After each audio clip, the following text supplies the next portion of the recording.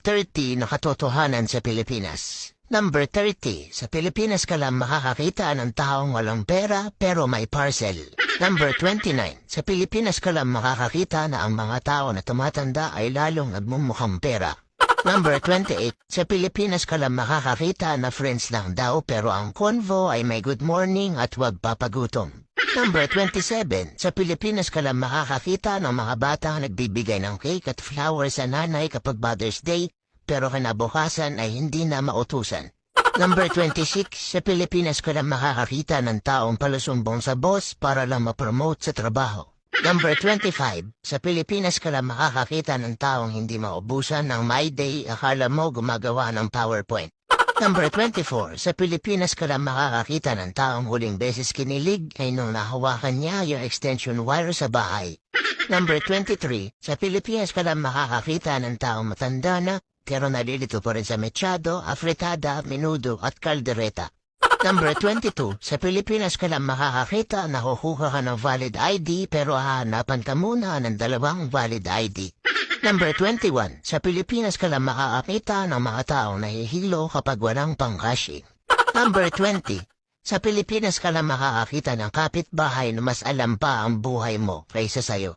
Number 19, sa Pilipinas ka lang makakakita ng makiki-birthday na walang dalang regalo pero may dalang supot. Number 18, sa Pilipinas ka lang makakakita ng walang trabaho pero araw-araw lasing.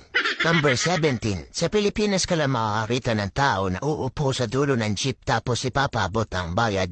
Number 16, sa Pilipinas ka lang makakakita ng tao maamo kapag nangungutang pero galit pag siningil. Number 15, sa Pilipinas ka lang makakakita ng taong naglagay ng hardworking sa resume pero tinatamad pumasok kapag Lunes. Number 14, sa Pilipinas ka lang makakakita na pag ang tropa nila ay nadapa imbis na tulungan ay tatawanan pa nila. Number 13, sa Pilipinas ka lang makakakita na ang mga tao ay madalas magpasarin sa social media pero kapag pinatulan mo ay autoblock ka na sa kanya. Number 12, sa Pilipinas ka lang makakakita ng mga tao na nagsisiraan pero nagbabanding. Number 11, sa Pilipinas ka lang makakakita ng mga babaeng nagpipils kahit nasa abroad ang estero.